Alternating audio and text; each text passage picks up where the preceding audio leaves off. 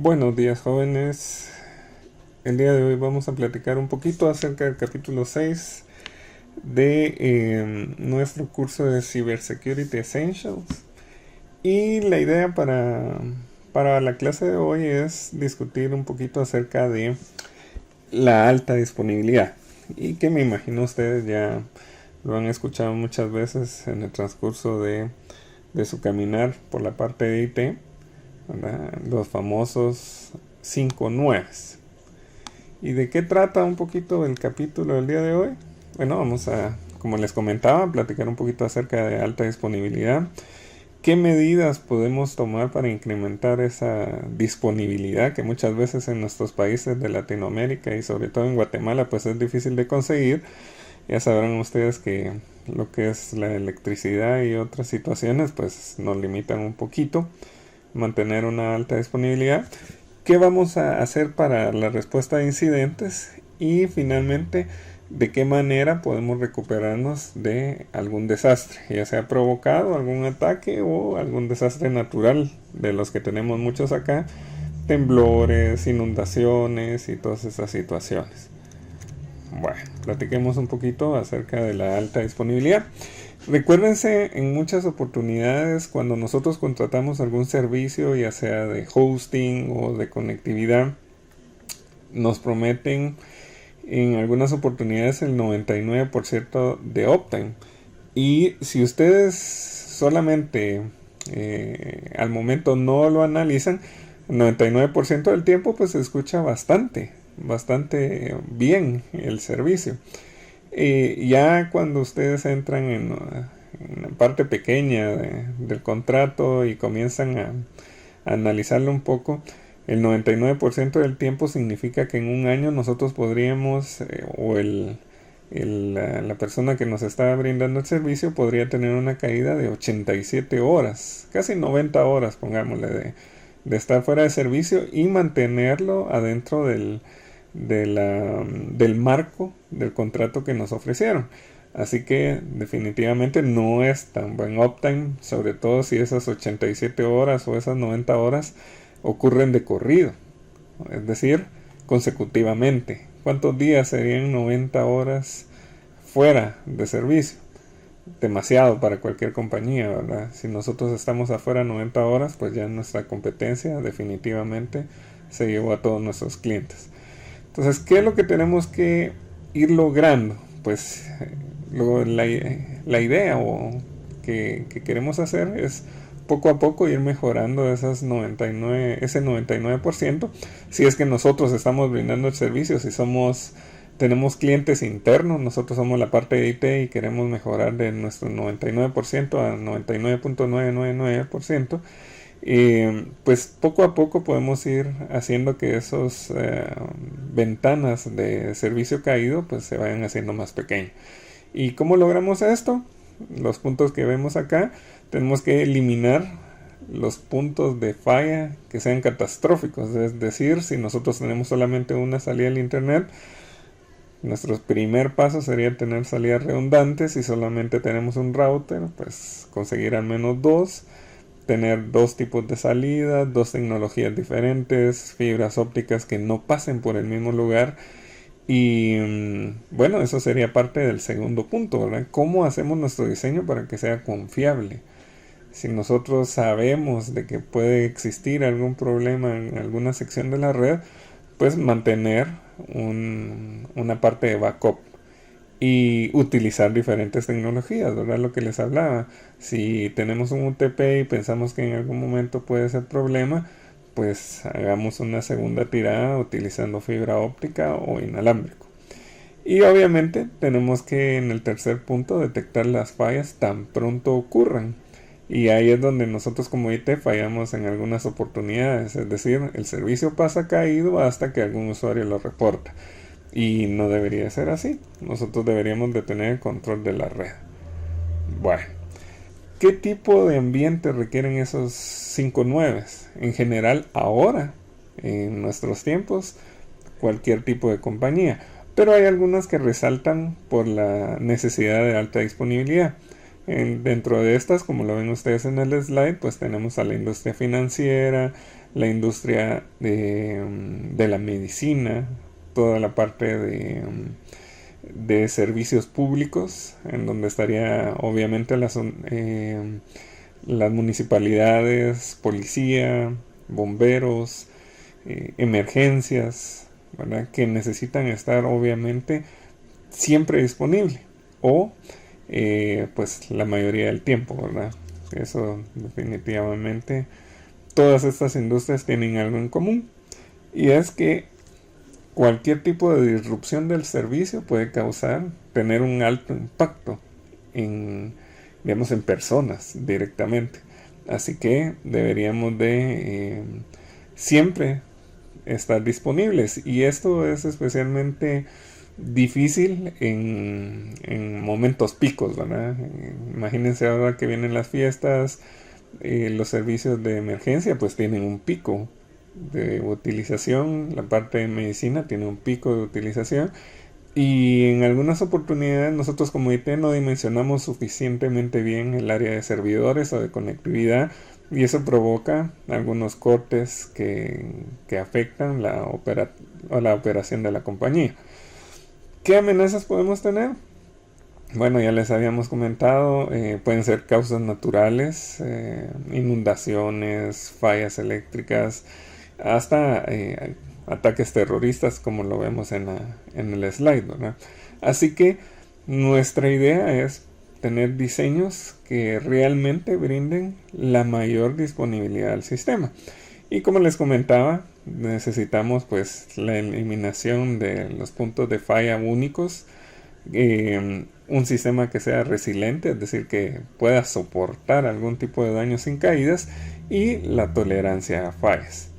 ¿Qué medidas vamos a utilizar para mejorar esa disponibilidad? Bueno, ya se imaginan ustedes, tenemos que administrar bien todas nuestras componentes del sistema. Y adentro de ese componente del sistema y el manejo de riesgos, pues ya ven ustedes todo lo que deberíamos de tener, ¿verdad? Los sistemas de hardware, sistemas operativos, las aplicaciones, las redes, y todo esto en conjunto, si se dan cuenta, es un trabajo muy muy grande, pero es lo que le toca al administrador de la red, ver la parte de los firmwares actualizados, porque muchos de los ataques que hemos visto en los últimos meses, en los últimos años, se inician precisamente porque la compañía deja los dispositivos a la mano de Dios hasta que viene un ataque y nos damos cuenta de que existía un parche de hacía meses que nunca lo aplicamos. Así que deberíamos de tener mejor si fuera algo automatizado, en donde pudiéramos manejar toda esa información y saber qué es adentro de ese inventario, qué es lo que ya está actualizado, qué falta por actualizar, por qué no se ha actualizado, y tener un calendario para hacer esas actualizaciones. Definitivamente pasa por diferentes situaciones, ¿verdad? Diferentes componentes. Uno sería clasificarlo. Así que, ¿qué es lo primero, ¿verdad? Cada uno de los recursos que tenemos disponibles, ¿cuál es la prioridad que tiene dentro de la organización y qué impacto tendría que fallar? Luego deberíamos de utilizar una cierta estandarización, definitivamente, ¿verdad? Para lograr cubrir los objetivos. Identificación de amenazas. Ya habíamos platicado en otros capítulos acerca de las amenazas que están disponibles y qué herramientas para identificarlos. Y un análisis de riesgos. Puede ser que tengamos una amenaza muy grande, pero el riesgo para nuestra compañía no es tan grande, porque nosotros pues no manejamos, no nos especializamos en equipo de red. Así que nuestro análisis de riesgo dice, bueno, podemos soportar un poco con nuestro equipo de red no tan actualizado. En cambio, ISPs, proveedores de servicio del Internet, definitivamente tienen que tener actualizada a la última versión toda su red para evitar ataques como denegaciones de servicio o ingresos no autorizados. Y finalmente, deberíamos de tener nuestro plan de mitigación. ¿Qué sucede si en algún momento ocurre una falla? ¿Cómo vamos a mitigar las pérdidas del sistema, ¿verdad? Así que nuestro plan de defensa, como lo ven acá, debería ser como una cebolla, que creo, si no me recuerdo mal, ese era nuestro ejemplo que nos ponían adentro de la netacada. ¿Por qué una cebolla? Porque tenemos diferentes capas en donde el atacante debería de primero lograr romper la primera capa, y eso no le da el acceso directo a la mayoría del sistema, sino a una parte. Y en cada una de esas capas, no solamente las deberíamos de tener ya listas, sino que al momento de que suceda algún problema, pues que haya un reporte a nosotros, que somos los administradores. Y de esa manera no se compromete el sistema en los usuarios que tengan mayor capacidad de ingreso. Lo mismo sucede con la limitación del acceso, ¿verdad? Solamente las personas que necesitan utilizar la data deberían de tener acceso a la misma, no dejar que toda la red pueda accesar. También deberíamos de, lo que habíamos platicado, ¿verdad? Diversificar nuestros controles y diversificar también la tecnología que tenemos disponible para limitar los ataques y diversificar los procedimientos para identificar atacantes.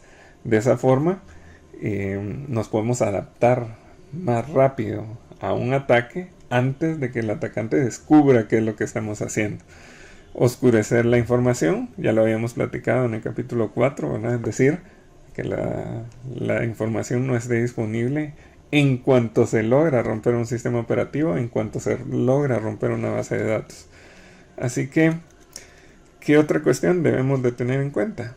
Muchas veces nos venden soluciones de seguridad que son sumamente complejas, y al ser tan complejas, la administración y uso de las mismas también llevan una cierta complejidad, y los usuarios prefieren no proteger sus datos. Así que buscamos tecnología simple.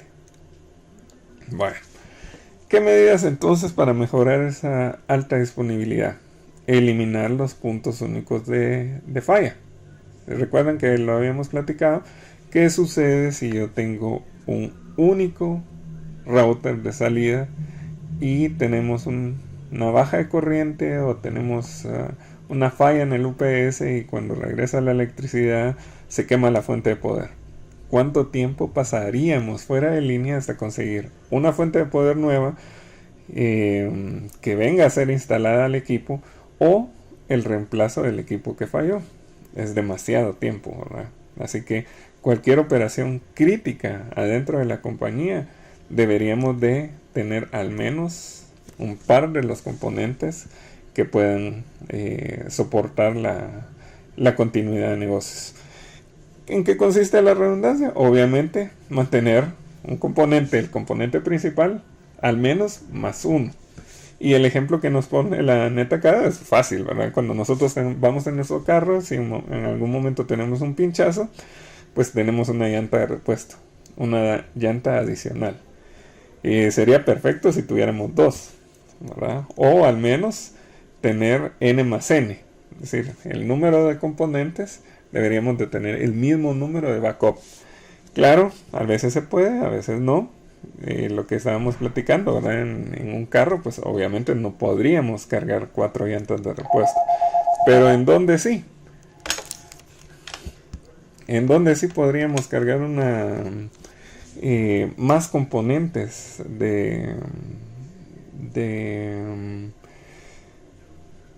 para evitar esa falla única.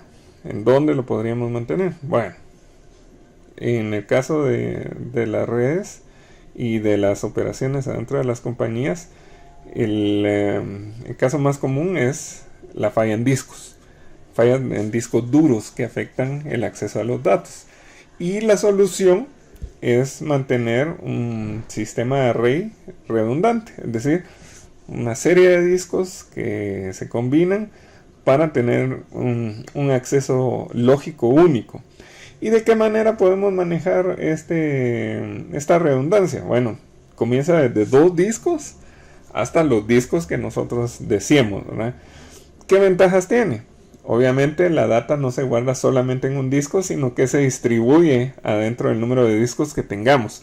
Si falla uno de ellos, ¿verdad? La tecnología de RAID pues nos permite también la parte de hot swap, así que nosotros desconectamos el disco que falló, ingresamos un nuevo disco y automáticamente se reconstruye la data que existía en el disco de falla.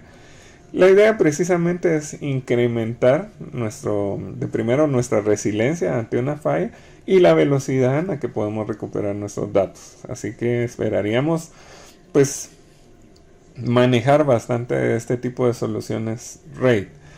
En el área de redes tenemos la parte de Spanning Tree, que obviamente nosotros que estamos adentro de la NetAcad pues lo hemos escuchado, lo hemos programado, ya conocemos un poquito acerca de esto y se recordarán que la idea es tener enlaces redundantes adentro de switches que no podemos dejar activos todos precisamente porque pueden causar un loop y eso traería la red abajo. El Spanning Tree, entonces, ¿qué es lo que hace? Guarda uno de esos enlaces redundantes apagado hasta el momento en el que falla el principal. Al momento de fallar el principal, entra el secundario y ya tenemos solucionado esa parte que falló. Lo mismo sucede con nuestra salida, ¿verdad? Ya esto también lo habíamos platicado adentro de CCNA, en donde el primer salto es la falla más común que sucede dentro de las redes que sean small office o en nuestro caso, ¿verdad? En nuestro caso no solo es small office, sino oficinas medianas, en donde la falla en el primer salto nos deja fuera de línea. Así que, ¿cuál sería nuestra solución? Como lo ven en el slide, pues instalar un router adicional que esté en standby. ¿Qué protocolos nos permiten hacer ese segundo router? Pues obviamente nosotros vamos a recomendar en primer lugar la implementación de Cisco, que es el Hot Standby Routing Protocol, en donde pues Cisco mantiene un router virtual y pues los dos routers físicos están listos para dar servicio. Para los clientes esto es transparente, así que a la hora de una caída de cualquiera de los dos, los usuarios no se dan cuenta. Hay otras implementaciones, ¿verdad? Fuera de Cisco, que por ejemplo el Virtual Routing Redundancy Protocol, que es más o menos común, ¿verdad? Y tenemos la elección del router master y el resto son backups. Así que no es necesario que sean solamente dos, nosotros podríamos tener 3, 4, dependiendo mucho del presupuesto que tengamos asignado y de qué tan crítica sea la misión de la compañía respecto al uso del internet, ¿verdad? ¿Qué otra cuestión podríamos utilizar para mejorar nuestra disponibilidad? Bueno, redundancia de los datos, ¿verdad? Tener nuestros datos o nuestros servidores en dos ubicaciones diferentes, precisamente por si en algún momento se va la conectividad en el sitio primario, se quema el sitio primario, se va la electricidad en ese sitio, se inunda el sitio primario, vamos a tener un sitio de backup, uno o varios, que ya les había comentado, dependiendo de la disponibilidad de presupuesto, en donde podemos tener nuestros datos sincronizados en tiempo real, en donde vamos a tener una alta utilización de ancho de banda, pero que nos asegura que podemos ingresar a nuestra data en el momento de caída. ¿Qué otras formas podríamos hacer esa sincronía? Bueno, podríamos tener una replicación asincrónica en donde nosotros no hacemos en tiempo real la sincronización, la copia de datos, pero nos permite no tener tan cerca ambas ubicaciones. Y en tercer lugar, pues podríamos hacer una replicación en algún punto del tiempo, en donde nosotros decidimos enviar los updates periódicamente, puede ser diario, puede ser cada 15 días, puede ser mensual, dependiendo del uso que tengamos de los datos. Y bueno, ¿qué otra medida entonces teníamos? Bueno, mejorar la resiliencia del sistema. y habíamos platicado de que nuestro objetivo final es lograr que el sistema sea tolerante a fallas. Y la resiliencia, el diseño a través de resiliencia es precisamente ir agregando más redundancia en los puntos claves de la compañía, porque obviamente no le vamos a agregar 2 PCs al usuario o no va a tener 2 teléfonos IPs, pero sí en los componentes principales del sistema ir agregando más redundancia.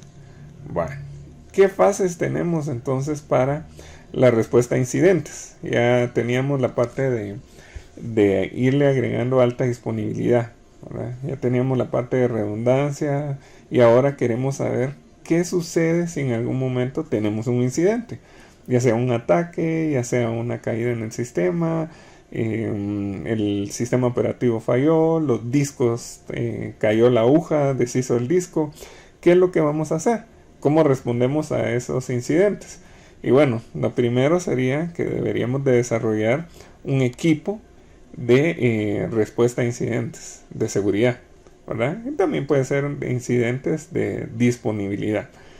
Y en este caso pues tenemos 4 fases. La primera es preparar, pensar, hacer un brainstorming de cuáles son los incidentes potenciales que en algún momento pueden suceder. Luego tenemos la detección y el análisis. Como les había comentado, es importante saber si está sucediendo algo y por qué fue que sucedió. Luego tenemos que tener una parte de contención y recuperación, es decir, hasta aquí va a llegar el ataque, aquí lo vamos a frenar y vamos a recuperarnos. Y luego tenemos un follow-up en donde vamos a saber qué fue lo que pasó mal, cómo lo podemos mejorar y qué es lo que necesitamos cambiar. Bueno, ¿cómo vamos a manejar esta administración de respuesta a incidentes? Gracias a los avances que hemos tenido poco a poco, si se dan cuenta, pues tenemos diferentes tecnologías para mejorar esa respuesta a incidentes.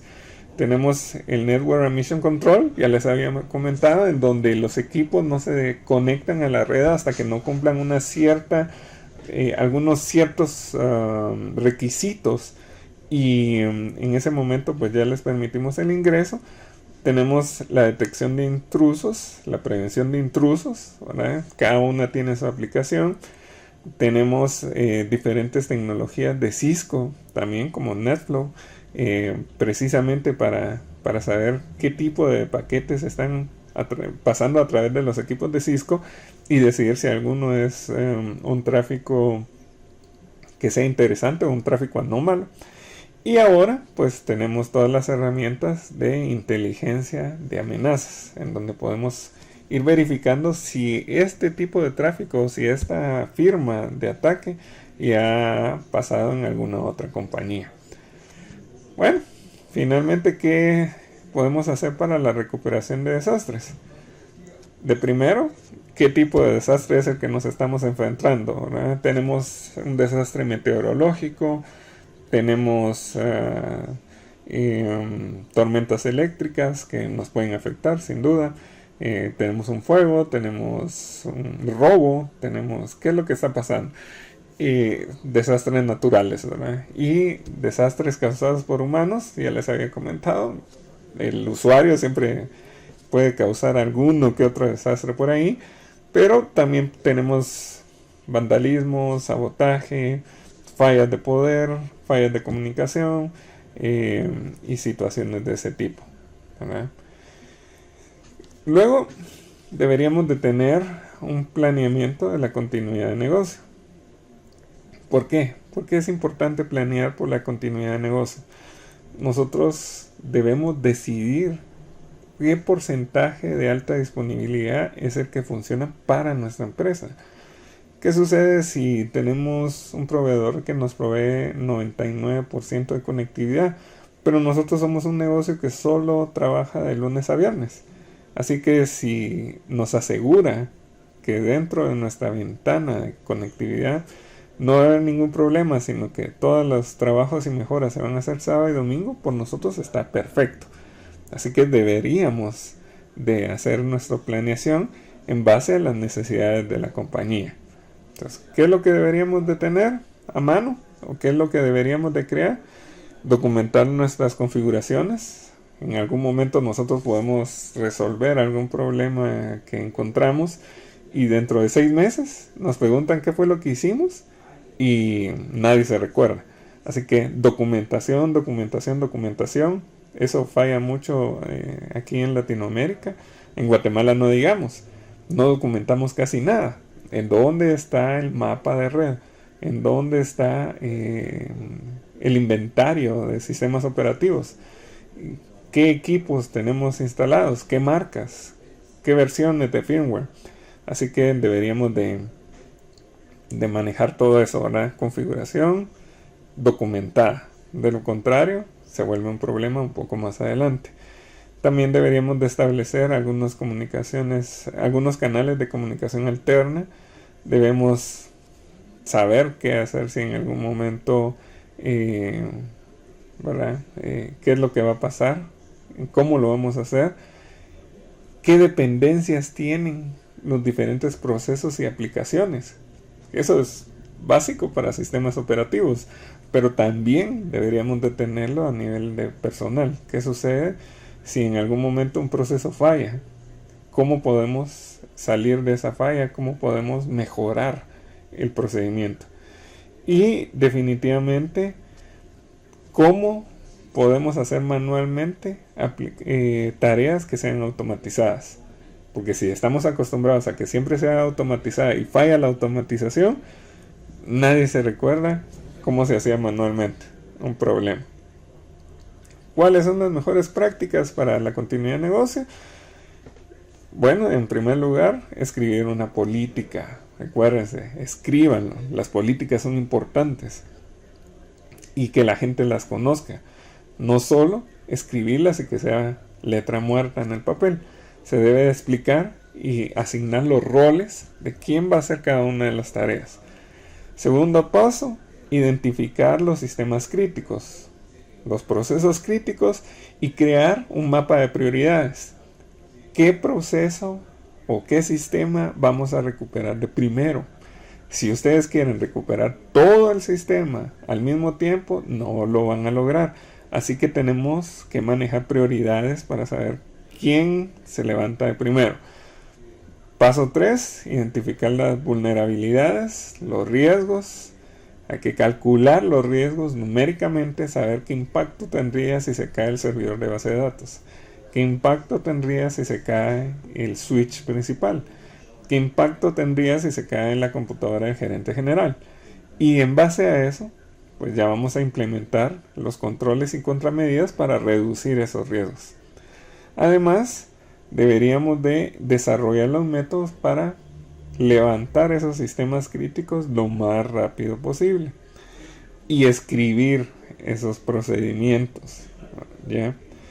Cuando toda la gente está en caos, todos están preocupados, nadie sabe qué fue lo que pasó, fácilmente el personal o nuestros compañeros entran en crisis. Y la crisis lo que logra es que todos se queden trabados, todos se quedan a la expectativa, nadie hace nada. Así que esos procedimientos tienen que ser simples, tienen que estar bien explicados y tienen que enforzarse para que en el momento de un ataque o en el momento de alguna caída, pues todos saben qué parte tienen que hacer. Obviamente el siguiente paso es probar el plan.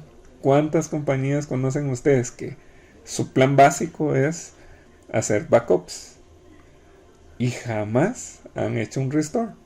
Así que los backups se quedan ahí almacenados, casi siempre la cinta se reutiliza una y otra vez y nadie la prueba, y al momento de que ocurre una falla real, intentan hacer el restore, resulta que la cinta ya no funciona. Así que el último restore que tenemos disponible es de hace 3 meses. ¿Se imaginan ustedes ingresar de nuevo la data de las transacciones desde hace 3 meses para acá? Es difícil. Así que deberíamos de probar nuestro plan. Si tenemos dentro de nuestros planes tener un router secundario para evitar la falla del primer salto, apaguemos el router primario. ¿Funciona nuestro plan? ¿No funciona nuestro plan? Y recuérdense también de irlo mejorando, crear actualizaciones de ese plan. De lo contrario, tenemos un plan obsoleto que funcionaba hace 6 años y ahora que lo necesitábamos realmente, no funcionó. Así que, ¿qué cuestiones importantes debemos de recordar en este caso? El concepto de los 5 nueves. La alta disponibilidad depende del uso o de la continuidad de nuestro negocio. Pero en general, nosotros vamos buscando ese concepto de los 5 nueves. 99.999% del tiempo con un downtime aproximado de 5 minutos por año. Imagínense lo difícil en cada una de las industrias en donde ustedes se encuentran. Garantizar 5 minutos de downtime en un año. Difícil, ¿verdad? Pero no imposible. Así que, ¿qué otra cuestión discute el capítulo? Diferentes puntos de vista para que las organizaciones puedan asegurar la alta disponibilidad del sistema. Así que ustedes pueden tomar un approach más administrativo, pueden tomar otro punto de vista más técnico, pueden asegurar a través de diferentes estándares que van a lograr esos 5 minutos de downtime de la operación. Un diseño sólido de sistemas, definitivamente. ¿Con qué medidas de redundancia y de resiliencia para que la organización se pueda recuperar? Y lo más importante es que la operación continúe. Y también deberíamos de tomar en cuenta cómo vamos a responder a los incidentes que van ocurriendo en cada uno de los eventos. Finalmente, recuérdense que la recuperación de desastres es importante y la planificación es lo que logra que nosotros podamos estar preparados cuando suceda algún problema. Para mí ha sido un gusto discutir este capítulo el día de hoy con ustedes y como siempre les recuerdo, me pueden escribir a mi correo electrónico y presentarme sus dudas. Aquí estamos precisamente para eso. Bienvenidos, capítulo 6. Continúen leyendo, hagan sus laboratorios y es un gusto haberlos tenido el día de hoy.